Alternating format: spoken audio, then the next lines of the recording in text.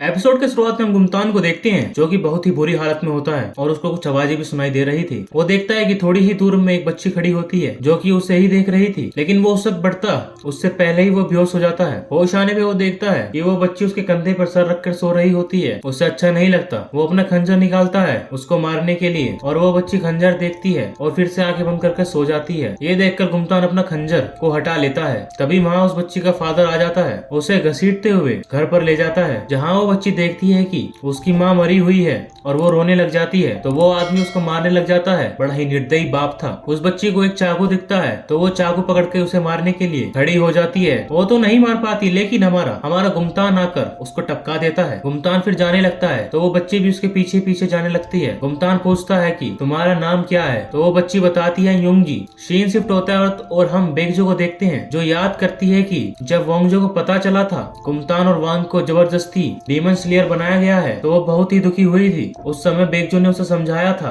कि demon slayer बनना उन दोनों की किस्मत में था, जैसे तुम्हारी किस्मत है बैरियर बनाकर लोगों को बचाना। उस समय वोंगजो को खुद पर भरोसा नहीं होता कि सच में उसके पास बैरियर बनाने का पावर भी है, लेकिन फिर भी वो ट्रेनिंग करती रहती है जैसे अब मीहू कर रही होती है।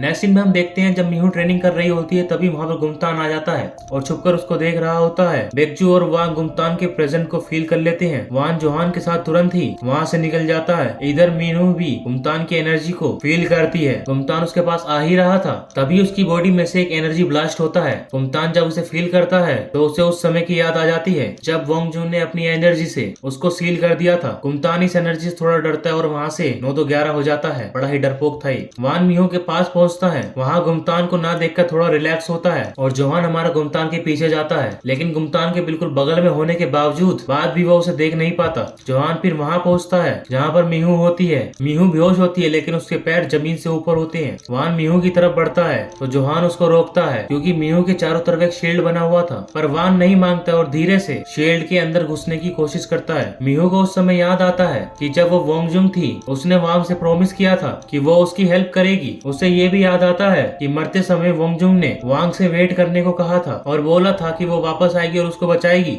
मीहू के पैर अब जमीन पर आ जाते हैं और उसका शील्ड ब्रेक हो जाता है। वांग दौड़कर जाकर उसे संभालता है। मीहू कहती है कि उसे एक फ्लैशबैक आया है, उसने अपनी मेमोरी की झलक देखी थी। वांग पूछता है कि उसने क्या देखा, तो वो बस उसे देखती रह जाती है। इधर गुमतान अपने कांपते हाथ देखकर सोचता है आखिर मेरे मन में अब भी उसका डर है। फिर वो एक हेयर बैंक के स्टैचू में अपना ब्लड लगाता है जिससे स्टैचू टूट जाता है, जिसमें से ब्लैक शैडो निकलने लगती हैं। वांग और वेगजो भी इन ब्लैक शैडो को देखते हैं। ये ब्लैक शैडो रैंडम जगहों पे रैंडम लोगों में घुसने लग जाते हैं जिससे लोगों में अफरा तफरी मच जाती है। वेगजो वांग से पूछती है कि वो गुमतान ही था ना, तो वो वैन हाँ कहता है। वेगजो कहती है कि मतलब ये है अब वो एक इवल स्पिरिट बन चुका है। वेगजो कहता है कि बस अब हमारे पास बिल्कुल भी समय नहीं है। फिर वो मीहू के बारे में बात करती है और कहती है कि एक बार उसकी मेमोरीज वापस आ गई तो वोंगजुंग बनकर ही रहेगी, क्योंकि मीहू तो बस उसका शेल है, असल में तो वो वोंगजुंग ही है। वेगजो वांग को ये भी कहती है मीहू को ज्यादा प्यार ना दिखाए वरना वो फोकस नहीं कर पाएगी। वेगजो की तबीयत बहुत अच्छी नहीं होती तो मीहू, वांग और जोहान मीहू के घर वापस आ जाते हैं। वांग मीहू को अवॉइड करना चालू कर देता है तो मीहू पूछती है कि तुम्हें क्या हुआ,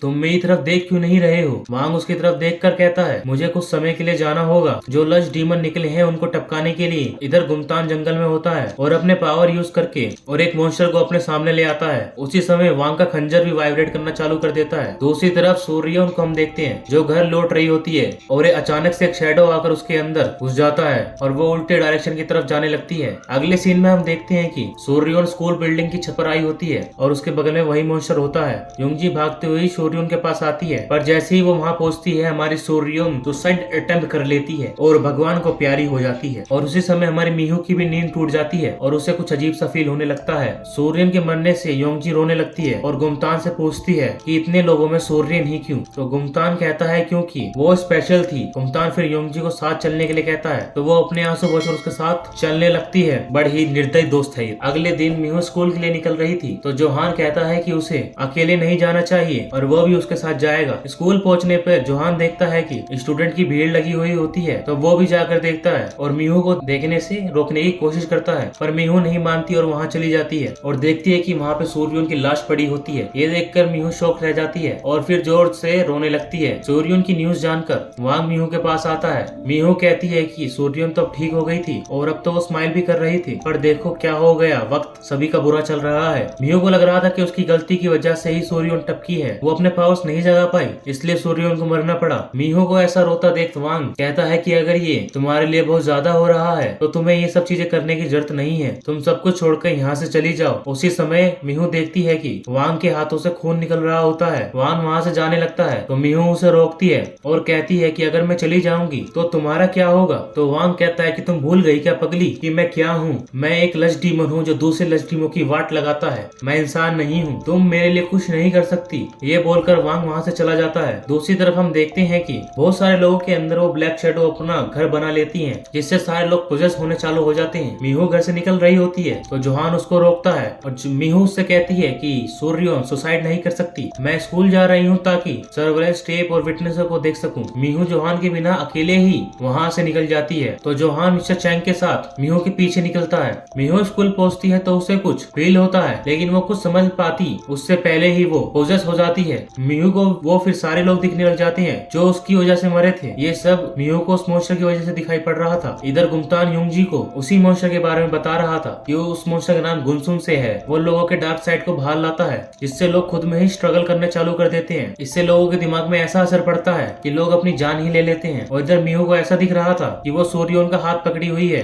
उसे बचाने के चक्कर में मीहू गिरने वाली होती है। तभी मिस्टर चैंग और जोहान समय से पहुंचकर उसको बचा लेते हैं। मीहू बहुत रोने लगती है कि ये बोलकर कि सारे लोग मेरी वजह से टपक रहे हैं। जोहान और मिस्टर चैंग मीहू को वहाँ से ले जाने लगते हैं तो जोहान को क्लासरूम से कुछ चीखें सुनाई पड़ती हैं। वो जाकर देखता है तो बहुत सारे स्टूडेंट पोजेस होते हैं और खिड़की से कूदने की कोशिश कर रहे होते हैं। वो कुछ स्टूडेंट को बचा रहा था तो दूसरे पोजेस हो जा रहे थे। तो उसे एक आइडिया आता है तो वो मिस्टर चैंग से कहता है कि स्कूल के लाउड स्पीकर से प्रेयर करना चालू करें। प्रेयर की आवाज से सारे डीमंस स्कूल के बाहर भागने लगे थे। जोहान उनके पीछे जाता है तो वांग भी वहाँ पर आ जाता है। जोहान अपने एक्सोर्सिस वाले पावर से पानी को प्यूरिफाई कर देता है और उस पानी को सारे स्टूडेंट पे डालना चालू कर देता है तो सब वहाँ से भागने लगते हैं। लेकिन वांग ने शील्ड बना रखा होता है जिससे वो लोग भाग नहीं पाते और जोहान सबको बचा लेता है। गुमतान दूर से सब कुछ देख रहा होता है तो जब वो वापस आता है तो युंगजी उससे पूछती है मीहू का क्या हुआ, वो मरी या नहीं, सब कुछ प्लान के हिसाब से हुआ ना। गुमतान कहता है कि तुम्हारी हेल्प की वजह से ही तो हम उसकी ऐसी हालत बना पाए हैं। मीहू तुम्हारी फ्रेंड सूर्यन